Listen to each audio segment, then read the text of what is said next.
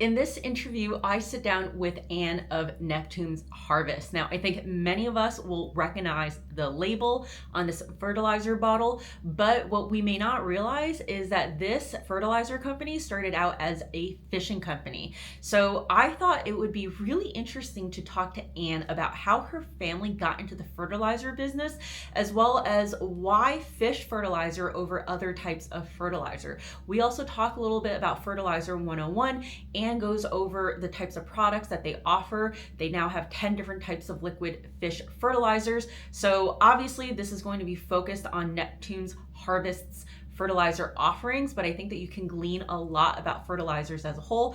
This was not sponsored. I am not getting paid by Neptune's Harvest for this video.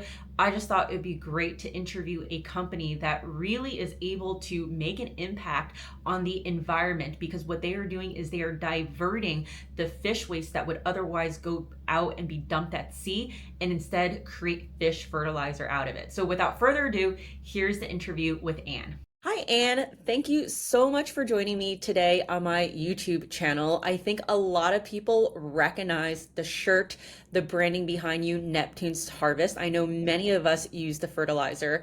So I thought it'd be great to have you come on because I heard you on a podcast where you talked about how your family got into the fertilizer business. And it basically blew my mind. So I wanted to have you on so that you could talk a little bit about that, but then we could potentially talk a little bit more about how you would recommend using fish fertilizer, particularly for flower farmers. So for those who may not know much about you, Neptune's fertilizer, can you talk about what your family does? So we're a fifth generation family business. Started in the seafood business here in Gloucester, which is Gloucester, Massachusetts, big fishing port. People might know it from the Perfect Storm or Wicked Tuna, but it's a big fishing port, oldest seaport, working seaport in America. My grandfather bought the property where we unload the fishing boats about 100 years ago. And then in 1965, my dad bought it from him. We're in the seafood business, and the byproducts from the seafood industry is a lot. 60 to 70% of the fish, for example, is left over after you fillet it. And we were bringing it back out to sea in the 80s and dumping it to get rid of it. So it was extremely wasteful. And my dad had a friend working at the University of Massachusetts Marine Station at the time, and he said, I can help you develop a process to turn it into fertilizer. And that's how we ended up in the fertilizer business. Can you talk a little bit about what it took to really get into fertilizer business? Yeah, there was fish emulsions in the country before, but we wanted to have a cold process, and we just wanted to up the game and not have it be a stinky kind of gross product to use. And so it took us about 10 years and $1 million literally to get a good product that we could be proud of. We had people from Norway come over and install the machine and show us how to run it. And after about 10 years, the machine never did even look like what it originally looked like from Norway. We made so many changes, and we had, a big learning curve because we were all in the seafood business. None of us were really had the experience, so it was on the job training, and it was a lot of trial and error, but we dialed it in, and now we've got it nailed down, to a top of the line, perfect, beautiful product. What is the difference between this cold process versus the hydrolyzed fish fertilizer that you just talked about? Okay, so we are a hydrolyzed fish. Hydrolyzed means taking a solid and breaking it down into liquid with enzymes. So the natural enzymes in the fish. So what we do is we unload the boats. We use the fillet, the gurry, we call it gurry. Everything that's left over after you fillet the fish, we call it gurry. So we take the gurry, we grind it up the same day while it's still fresh, and it goes through like an auger, and it comes out looking like hamburger. And then it goes into hydrolyzing tanks where the natural enzymes in the fish, along with the high-powered pumps whipping it around, liquefies it in about 24 hours. And then we stabilize it with phosphoric acid, which is something the plants need anyway, and it's a great stabilizer. It will bring the pH down to 3.5, so it has an indefinite shelf life until you add water, and that will bring your pH back up. And it's allowed as a stabilizer by b.a.r.e, which is the Organic Materials Review Institute. So it's approved organic fertilizer. The only thing we add is the phosphoric acid to stabilize it, and then we screen it through several screenings. The final screening is a 150 micron screen. And the only thing that comes out is some of the bigger bone particles that didn't hydrolyze, and those go to a compost facility down the street. So we're using 100% of the fish and not wasting one speck, which is far cry from what used to happen. So it's really great. Got it. So I think I got my terminology mixed up. You guys are hydrolyzed and do the cold process, and you mentioned that there were fish emulsifying Emulsions. fertilizers out there, Yeah. emulsions. Okay. So what would that look like, and what's the difference? Okay, so fish emulsion, it's usually one species of fish, menhaden, which is a type of herring. It mostly started in the Gulf of Mexico. There's, I think, a plant in Virginia now also, but it's the menhaden, and they catch the menhaden. They use it. They take the meal from the menhaden and they turn that into like a fish meal, and they sell that as fish meal, dry fish meal product. Then they remove the oils from it and they sell that for fish oil products. And then the wastewater that's left after those two processes, they boil it down to a 50% solution. And that's why it's very thick. And they also stabilize it with sulfuric acid, not phosphoric. It's cheaper. It's a lot cheaper to use than phosphoric, but we feel phosphorus makes such a much better fertilizer that we do it, and it's safer to use. But they use sulfuric, and that's why the fish emulsion is a 5-1-1 NPK. So your three numbers: nitrogen, phosphorus, potassium. Our fish is a 2-4-1. So they get a 5 because they're boiling it down, and so they're evaporating off the natural fluid that's in the fish. And so they're doubling the nutrients. And that's why they have a 5. Ours is actually like a 2.3 when it comes from the lab, the analysis. And then our middle number is a 4 because we stabilize with the phosphoric acid. Theirs is a 1 because they use the sulfuric acid. So So, if I understood correctly, then the fish emulsions are a more concentrated product, which is why they have a higher nitrogen content. And then when it comes to the phosphorus piece of it, because you guys are adding phosphorus instead of sulfuric acid, we naturally get the higher P. yeah, for flowers you want a higher phosphorus too because it encourages more blooms. It's a much better quality product. It doesn't stink like a fish emulsion. It's cold processed where they cooking it and they're removing the meal and the oil. They're removing so much of what's good about the fish in the first place. They're kind of destroying it. Also, the Gulf of Mexico, let's face it, it's polluted. There's a dead zone where the Mississippi River drains into it because of all the chemical runoff from the fertilizers. So that is very polluted. Where our fish are caught are way offshore, very cold, clean, dark, mineral rich North Atlantic Ocean water. And the colder and the darker the water, the more minerals are in it. So it just makes sense why this product works so much better. Emulsions work. That's how good fish is, but ours is just leaps and bounds better. And the analysis on the emulsion the application rate is 3 tablespoons per gallon of water, and ours is 2 tablespoons per gallon of water. So you actually use less. So people think it's cheaper, but it's really not when you look at the application rates. Yeah, and I'm assuming that when you make a fish emulsion, because you are boiling so much out of it, you are inherently boiling some of the minerals and the nutrients that you wouldn't boil out through cold process. Yeah, all the heat sensitive nutrients are destroyed, the enzymes are destroyed, but the enzymes are what really help keep your soil alive. So it's just a world of difference. And then the other piece you mentioned, which was interesting, is just where the fish is caught. So being offshore in the Northeast versus in the Gulf. And you also mentioned that fish emulsion is typically one type of fish. How many types of fishes and seafood go into Neptune's harvest? I'd say at least 15, 20 different species of fish. It's all fish that people eat, like haddock and cod, flounder, hake, cusk, pollock, many different types of, we call it ground fish because it swims along the ground in the ocean. and so it's all high quality, really good protein, healthy. Yeah, so it's a diversity of fish. And are you guys finding that in order to meet the amount that you need to make, you are getting fish gurry from other fisheries outside of your family business? Absolutely. It takes 10 pounds of gurry to make 1 gallon of fertilizer.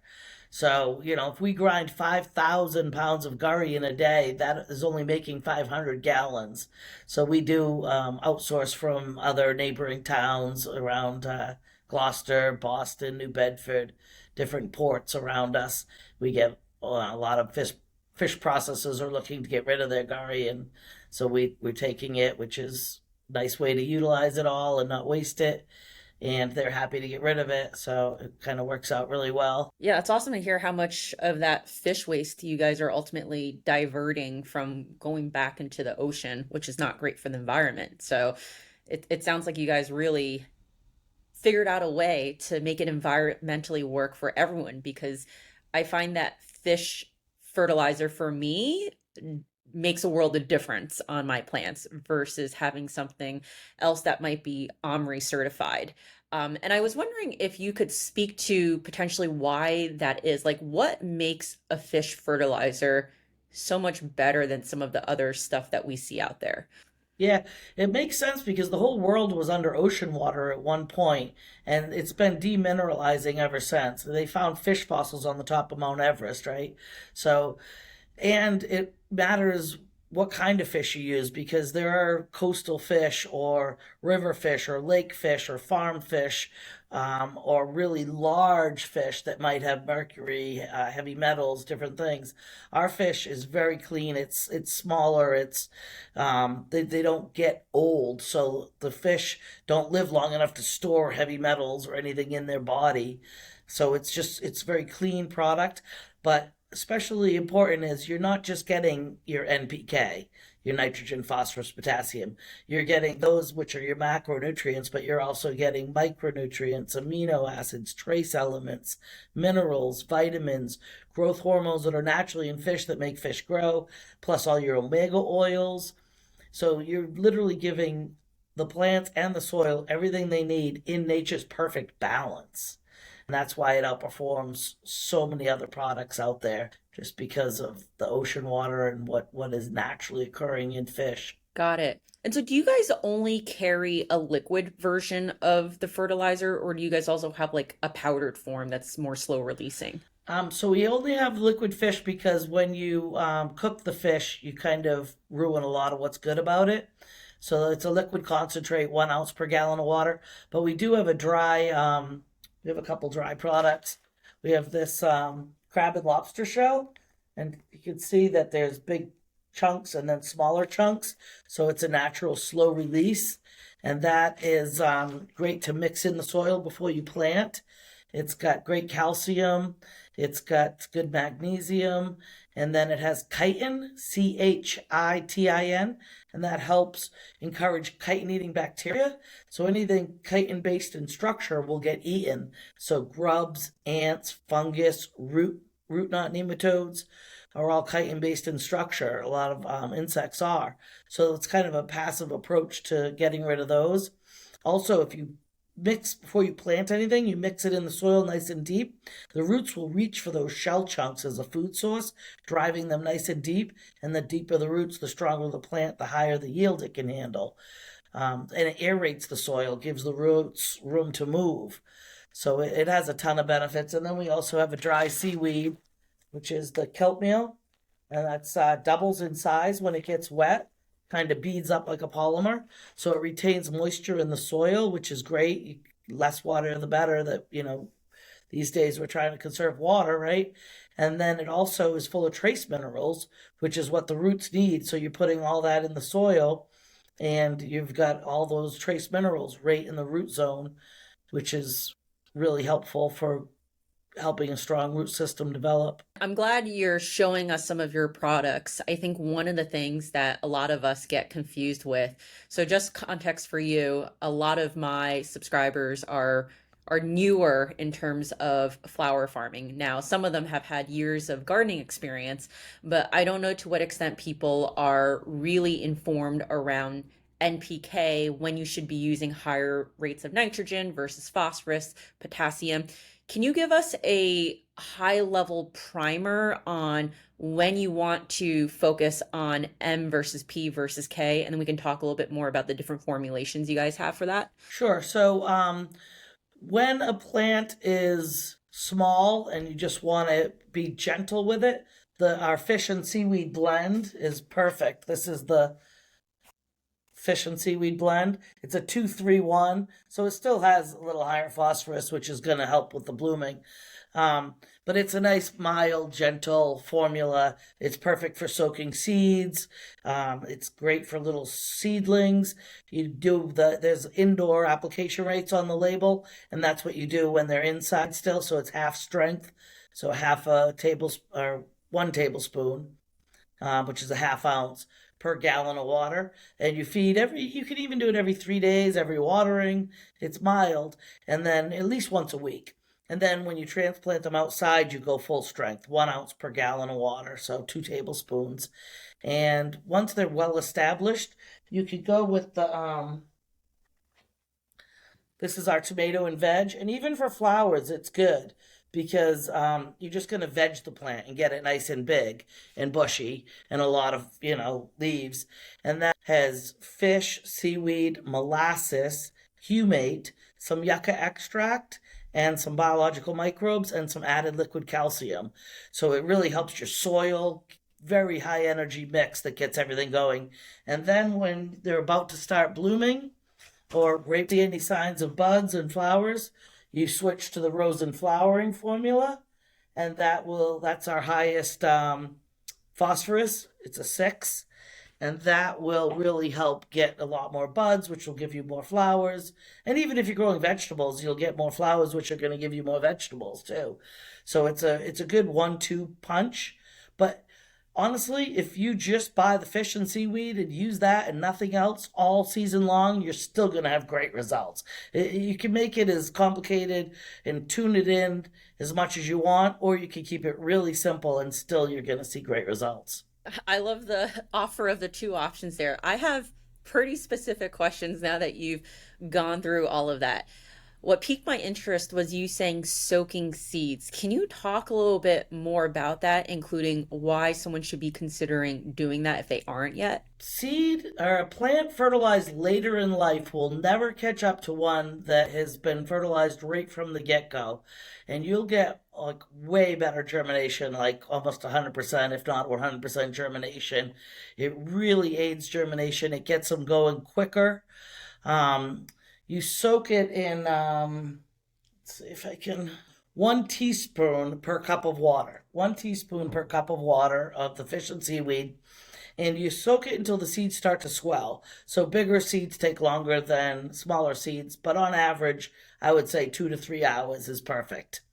And then you put them in your little seed trays or however you start your seeds, and you'll see germination quicker and better. Like through the whole flat, you'll be like, wow, these came up. And you can test it. Do one flat with and one flat without and see for yourself. I'm going to test that with my Floret zinnia seeds. I don't know if you've been up to date in the flower world, but Floret's a pretty famous flower farm that has done a lot of zinnia breeding throughout the past 7-8 years. So she released her seeds, and word currently is that the germination is not as great as some of her other seeds. So I'm actually really curious to see if I soak one batch in fertilizer versus not soaking it, if I'll get better germination rates. So I'll test it out. Yeah, I love zinnias too. We grow a bunch in our backyard, so I'd love to see that. Are there any seeds out there where you wouldn't soak, or it's like all seeds? Yeah, I haven't found anything that doesn't benefit. So, not that I know of. So then when you're done soaking and then you've put the seeds into the cell blocks or soil blocks, whatever it is, and they start germinating, how quickly would you start fertilizing after? You could start right away, just like I said, the lighter dose. So you're only using 1 tablespoon per gallon of water. If they're in those little plastic trays underneath, you don't want to leave diluted fertilizer in those trays for more than a couple hours. So if you've put too much and it's in there, you'd want to get rid of it. Pour it into another flat or something. Only reason is it starts to smell once it's diluted. It's Got liquid it. fish and seaweed, which once the pH goes up, it's basically going to be rotting fish and seaweed. So in the soil, you don't notice it, but if it's just sitting in the water, you notice it. So don't overwater, water lightly, or if you do have excess after an hour, dump it into another flat or out in your grass or somewhere. And one common question that I see in the Facebook groups and one subscriber had was sometimes they end up accidentally burning their seedlings, even though they might have the right dosage. Would you have any advice or perhaps reasoning as to why it would burn? And maybe it is just the measurement was wrong, but I don't know if you had any other uh, Um, advice on that. you're not talking about Neptune's harvest burning, right? Other products, you I mean? think it's a range including Neptune's harvest that sometimes it's Hmm. people just end up burning their seedlings.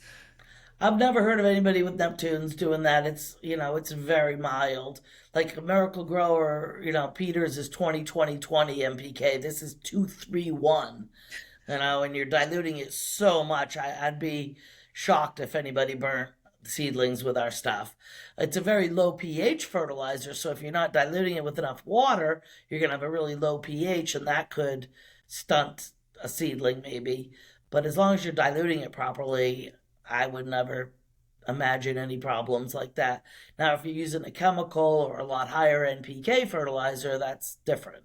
I wanted to talk a little bit about the other parts around just like potassium and phosphorus. So you said that phosphorus is really good for when a plant needs to flower. What is potassium typically needed for? Potassium is great for root growth and hardying the plant up, helping it with stress. We do have a straight liquid seaweed, and you're not allowed to call it a fertilizer. We call it a plant food because it's a 001. So this is just liquid seaweed, same as the kelp meal, exact same type of seaweed, just processed differently. And that is great for the trace minerals, but I call that our rescue product. So if the plant has powdery mildew or is, really hurting for any reason, say you have a hailstorm, say you went on vacation for a week and you came back and it was like, help me, you give it that seaweed and it snaps it right back to life. It's amazing. It's the I have a rescue lot of product. powdery mildew. So So, yeah, I'm yeah, curious and to you see have how to that helps. foliar spray it. So 1 ounce per gallon of water, foliar spray early in the morning, and that is key early in the morning because the pores on the leaves are open to accept the morning dew. So it'll go right in through the leaf, down the stem, and into the root system. But if you spray it in the heat of the day, the pores of the leaves are closed to help the plant retain moisture. So you never want to spray anything, even water, in the heat of the day. You can spray again at night, but it's not good to put the plants to bed wet because that's when you get your powdery mildew and fungus and diseases. So highly like imperative, really, not even recommended, like imperative to do it early in the morning while the morning dew is still out. Yeah, so if someone But were to both employ foliar spray feeding as well as regular watering, do you have a suggestion for the cadence in which they do it? And should they be rotating back and forth? I tend to like to foliar feed everything unless there's a ton of flowers on everything. Then I don't really want to foliar when there's a lot of blooms. So I foliar right up until the flowers everywhere, and then I soil feed. You can foliar, but I just feel like just putting all that, the nutrients right on the flower is not. I don't like to do it. When you're foliar feeding, just go till the plants are dripping. Try to get the under the leaves too if you can. And once their leaves are dripping, it's the fertilizer's water is running off. That's plenty. When you're root feeding, pretend you're watering. So if it's a tiny little plant and it would only get a cup of water, then it's only getting that much fertilizer. If it's a big plant, it's getting a gallon of water, then it's getting 1 ounce of fertilizer. So big plants are gonna take more water than a small plant, and that's how you judge. Pretend you're watering, but with the fertilizer in your water when you're root feeding. And how often would you foliar feed? I think once a week is great. You'll get your best results. Some people do it every other week and still see, great results. But once a week is ideal. For people who have like drip lines and they're able to feed fertilizer through their drip lines, are there any best practices that you would have on that end? Yes, for sure. So don't store it diluted. Only mix what's going to be run through the system within an hour or two, maybe 3 hours tops. And immediately, as soon as you're done putting the fertilizer through, run clear water through to flush the lines, because the oils in the fish will dry in there if you don't, and then you're going to have clogging issues. So don't let the fertilizer dry in the lines. As soon as you're done running the fertilizer through, run clear water through for like 5 minutes just to make sure the lines are nice and flushed. And always shake it, stir it up really good, shake it, because everything, separates. When it comes to buying these products, like where can people find Neptune's Harvest? So most garden centers, grow stores, hardware stores sell it. You can go on, depends on where you live. I mean, I'd say most, but most rare, maybe not everywhere. You go on our website and go onto the home gardener link and then go to store locator and just put in your zip code, and the closest stores around you will pop up, and you can always call them first to make sure they have what you want. We also have a website. You can order right off our website. It's free shipping anywhere in the contiguous USA. Obviously, people sell it on Amazon. We don't, but we have distributors that sell it on Amazon and things like that too. And we also have 5-gallon pails. The market gardeners like yourself, or people that are selling flowers or whatever they're doing, we have the 5-gallon pails. It's a much better price. The price per gallon goes down quite a bit. And if you're a big farmer, we have 55-gallon drums, 275-gallon bulk totes, and a 5,000-gallon tanker truck. So we sell to big farms too. That was the part in the podcast that I was listening to where I was like, wow, you guys actually drive a truck around to basically refill for these really, really big farms. And so does that truck actually drive around the US, or is it more contained to a regional area? No, he's been to Montana. He just came back a couple weeks ago from Nebraska. He was in Indiana, New York. He's been to Texas. He's been to Florida. I think Idaho and Montana are probably the farthest he's gone, but you just have to have a 5,000-gallon tank for us to pump it into when we get there. So I assume that a lot of these are vegetable farms that are using Neptune's Harvest? A lot of hay and pasture, because it really raises the relative feed value and the total digestible nutrients and the bricks, the sugar. So it makes very nutrient-dense feed. So the ranchers absolutely love it. And then like corn and soybean and wheat growers. So field crops mostly, and like the vegetable farmers also sometimes, but usually they're the ones that'll take it in the 275-gallon bulk totes or the 55-gallon drums. Oh, that's really interesting that it's the hay farmers who are using this. And you also mentioned the bricks piece of it. I don't know if you guys have any like specific data that you could share, but I feel like bricks has been a pretty hot topic, especially in the flower farming world. What have you guys found related to bricks and fish fertilizer as a whole? It raises the bricks quite a bit. If you have a refractometer and a garlic press, take a couple leaves, garlic press them into your refractometer and test it. You'll be amazed at the difference. And quickly, within a day or two. Or, I had one lady do it within hours and it already registered. So, especially if you're foliar feeding. But one thing about raising the bricks is insects can't digest sugar well, so they'll go to the weaker dying plants. It's nature's way of survival of the fittest. The healthy plants that are full of sugar and nutrients are going to get a lot less insect damage than the weaker plants. I really think that's one of the main benefits. And if you're growing food like fruit, vegetables, and herbs, the flavor is just so much better too. But having a natural way to ease your insect damage just because you're naturally raising the bricks is huge. And the other thing about flowers, it really brings out the color like you wouldn't believe. I do a radio ad, local radio station ad, and one of the lines I was using for one of them was, "Flower growers, get your sunglasses out because you're going to want to use them when you see how bright those colors are." I feel like you've given me a lot to test this year because I do have a refractometer, and I do go out measuring bricks, but I've never thought about using a test and control through the type of fertilizer that I'm using. So I'm actually really curious to test that one out too. I did have a question regarding shelf life. So, what is the expected shelf life of your liquid fertilizer? So all of our liquids have an indefinite shelf life until you add water. So they're all stable. Once you add water, you have to use it up because the pH goes up. It's no longer stable. So I always tell people, how long would you leave a piece of fish sitting on your table before you cooked it? That's about how long you can leave it diluted. And when it comes to temperature storage, is there a sweet spot to store that at? The thing you don't want is temperature swings. So, because then it could freeze and then, that might throw the pH off. Also, it could condense if it's hot and then cold. You get condensation and that could throw the pH off a little. So, a garage, under your sink, a basement, those are like the ideal situations to keep it. I wouldn't keep it outside in the sun just because it's going to get that condensation and then you could get a little mold or, a little smell. So, Yeah. I'm not gonna lie, I've done that. I've accidentally left it out before, and there was a very small sliver of mole on the top. Is that still usable if you see that? it is still usable. Just scrape it off and you're fine. It's just the fish is such an incredible growing media.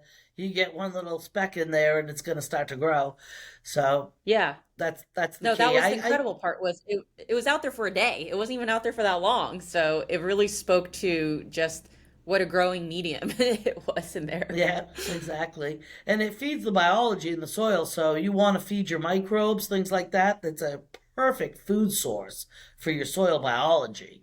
You'll notice a lot more earthworms and the soil will become more pliable. It increases the organic matter. So if you dig a hole and you can get this far before it's like dirt, and then after a few years of using the fertilizer, you'll be able to dig down this much before it turns to like the hard dirt. And it's just all that crumbly, darker, richer, looser soil is your organic matter. And the deeper your organic matter, the more nitrogen you're going to pull from the atmosphere, and it'll actually sequester carbon. So that's a huge asset, for saving the world. I'm really glad to hear that if I bought a gallon and I don't anticipate on using all of it during the season, I could hold it till the next season, assuming that I'm not letting it freeze and go to temperature extreme. So I think for anyone out there who feels like a gallon is too much, they can still save money by buying that gallon instead of the smaller bottles, which is awesome. So, Anne, is there anything else that you wanted to talk about or add as it relates to Neptune's harvest? Well, we do have a lot of products. You can check out our website. If you wanted to talk to me, there's an 800 number on there. You can call Monday through Friday, 9 to 5.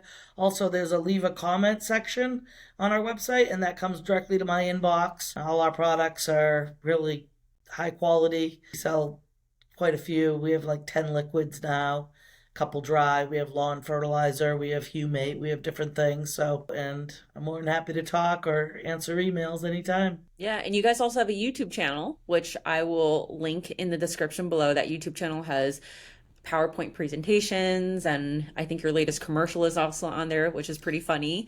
So definitely worth checking out if you guys want more detailed information on Neptune's harvest. But and I really appreciate you coming on, educating us about fertilizer and how your family business got into the fertilizer business. Just so intriguing to hear. And thank you so much.